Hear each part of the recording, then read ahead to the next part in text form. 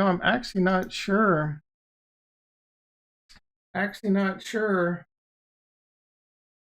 going on. The last time I checked, my portfolio was going all over the place. Let's pull up the old spreadsheet real quick. Today, I want to talk a little bit about NFTs. I've been getting really excited about NFTs, as I've mentioned quite a few times. We got the LaCroix burps going on. All right, so mentioned quite a few times. I'm pretty new to the crypto world. So I catch on quick. I've definitely been doing most of my time has been learning, and I think there's a lot of money to be made here. But man, in the beginning, I was like, "What's this NFT stuff, man? This NFT stuff sounds stupid. It sounds whack. It sounds dumb." And the more and more I think about it, and the more I look at it, there's going to be a lot of opportunity in NFTs. And hey, if you're a newbie out there like me, let me explain it to you. NFTs stand for non-fungible tokens. Think of them kind of like, at the core, they're basically, you can buy and sell them on crypto. They could be artwork in the future, and who knows what they're going to be. They could be virtual land. There's quite a few, as you can see, there's a few tokens I have right now that are NFT related. That would be Enjin. That would actually be Reef, and we're going to talk about that in a second.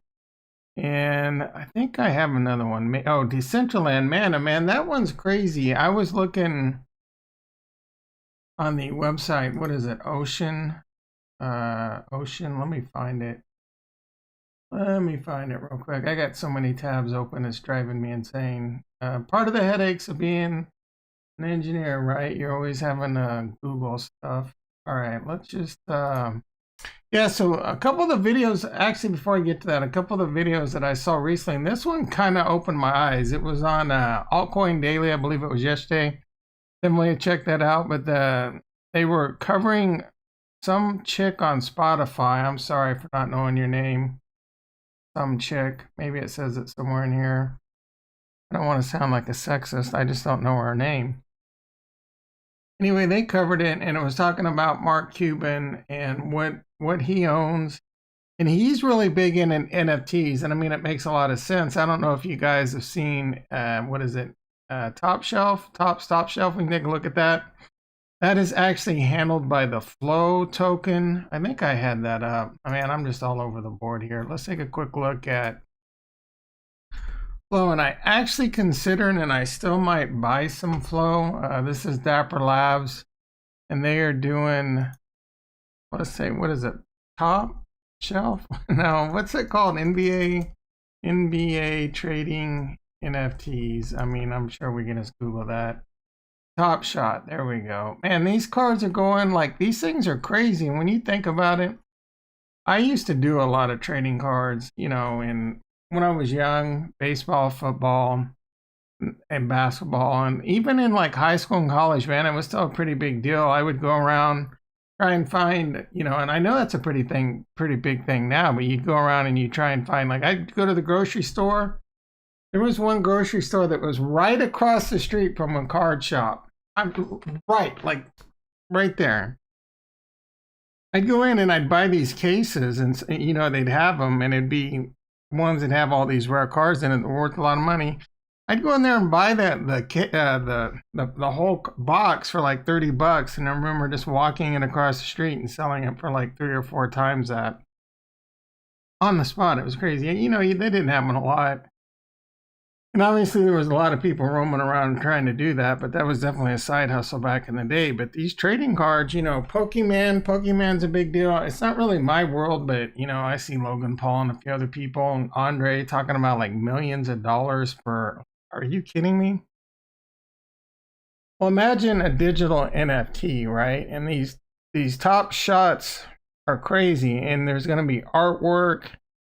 And there are just so many cool things. So I'm not necessarily trying to make a lot of money on buying and selling NFTs, but, and like I was alluding to in this video, it was really cool. And it's right. He's like, these NFTs are running on Ethereum. So that's why Mark Cuban's extremely bullish Ethereum right now.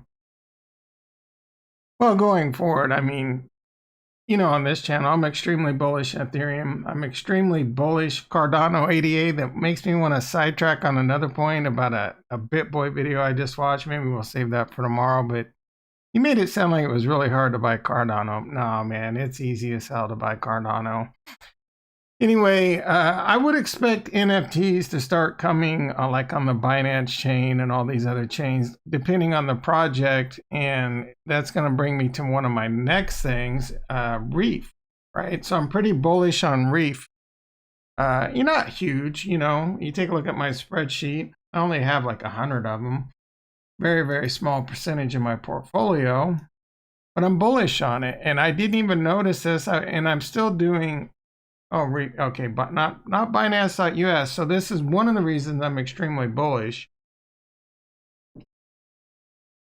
Reef is kind of hard to get, and the fact that it's on Binance means it's probably going to come to Binance.us right now. So if you're in the United States, you're probably going to want to do what I did and go to Uniswap. Uniswap's pretty easy. If you've never done it, you really need to learn how to do it, because that's where you're going to find... You can go to Uniswap and some of these other swaps and buy tokens that you think are going to come to a major exchange like Binance.us. And the fact that it's on Binance means there's a really good shot that it's going to come to Binance.us. There's rumors that Reef is going to come to Coinbase pretty soon, which is going to be huge, right? And then that alone is just going to open it up to a lot more people. So that alone makes me very bullish on it. I'm also very bullish on it because it's on the Polkadot network, and I'm extremely bullish Polkadot. I really like Polkadot a lot. And then there was one other thing that I was noticing today. I was looking through this, but oh yeah, the roadmap.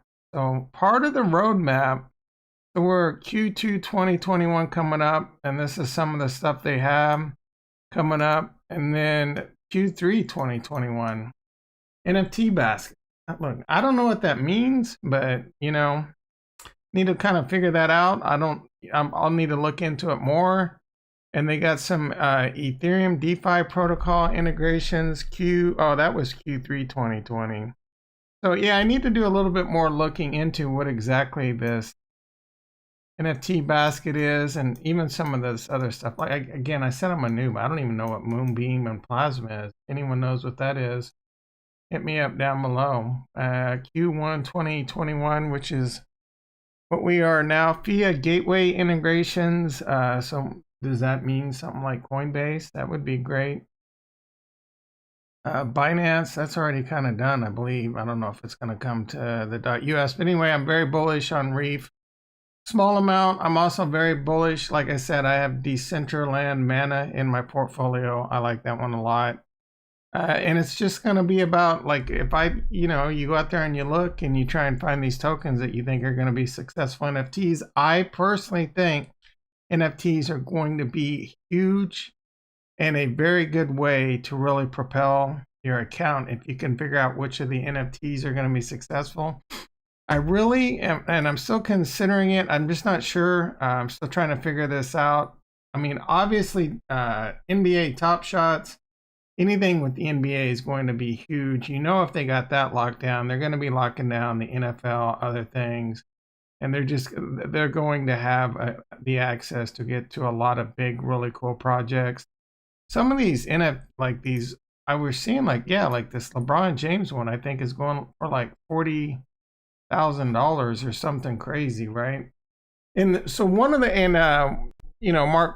Cuban pointed this out. One of the really cool things about NFT is it's on the blockchain. So if you sell it, you can see the history of where it goes for like the rest of your life if you want to, right? You can see whether it continued to gain money, go down in money, I guess who the owners are, et cetera, et cetera. And it's not just limited to like these trading cards, but just think about like, one of the reasons, even if you don't play it, I don't play it. What's that game, Fortnite? One of the reasons that game makes so much money is, and this is another hard thing for people to grasp their mind around, is why would so many people pay so much for something digital?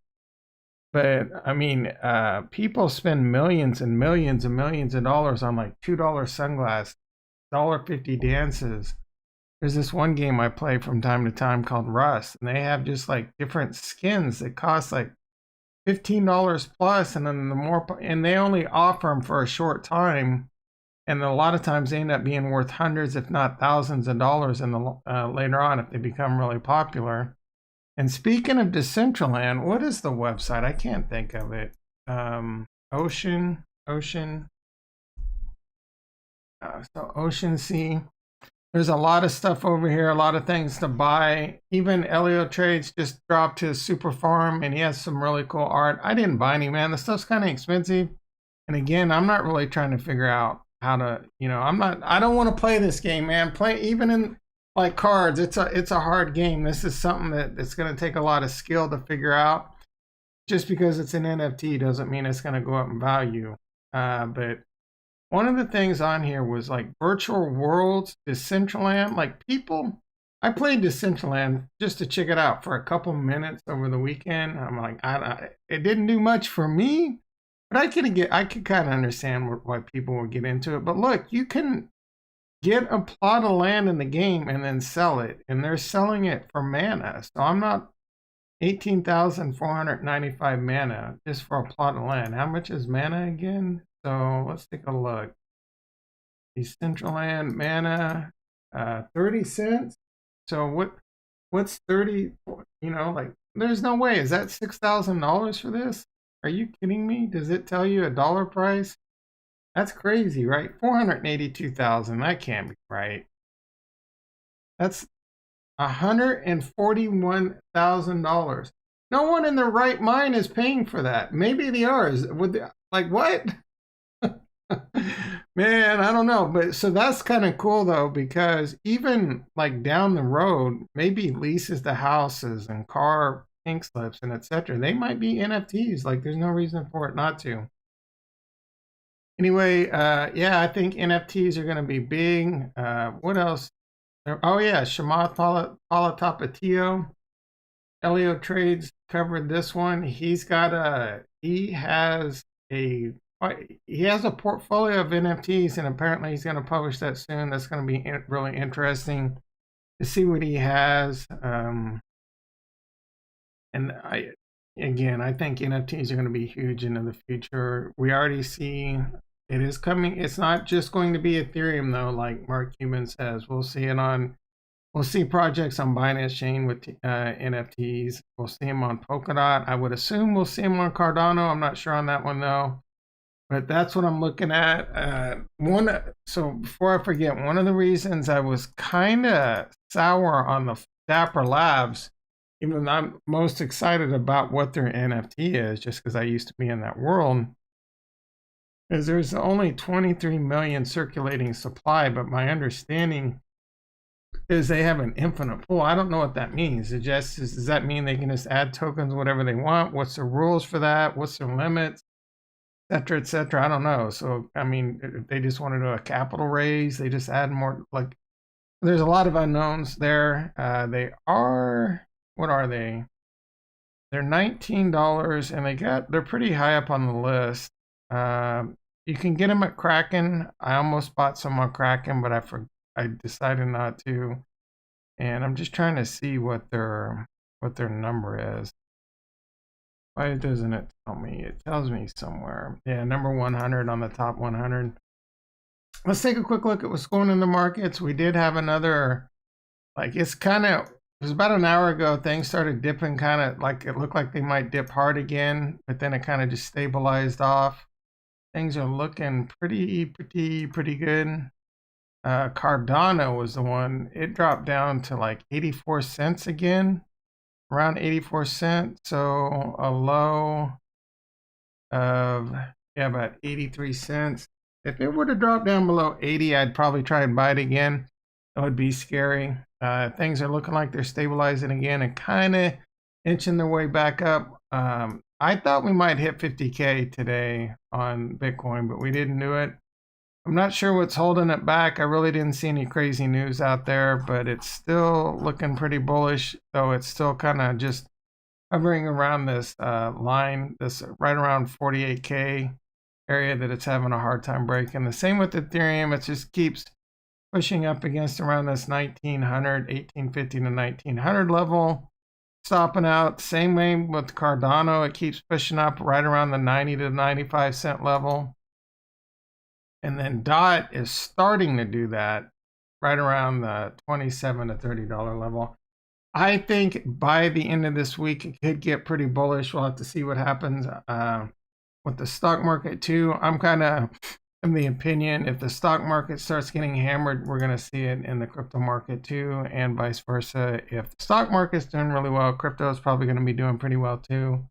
The NASDAQ is now up 95 points, and I believe that's on top of what it did yesterday. Let's take a look, because it was up 40, 50 points. I don't know if that was a continuation because of the President's Day, but I don't think so, man.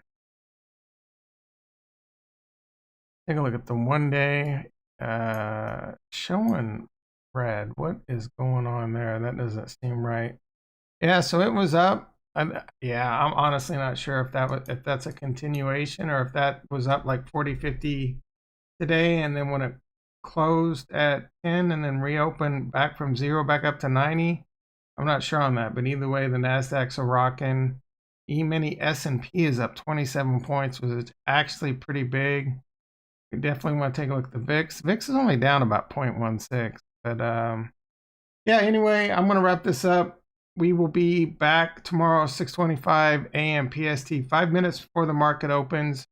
Hopefully we can go to bed tonight, wake up in the morning, and the cryptos are rocking, and we can have a really good rest of the week. Love you guys. Peace.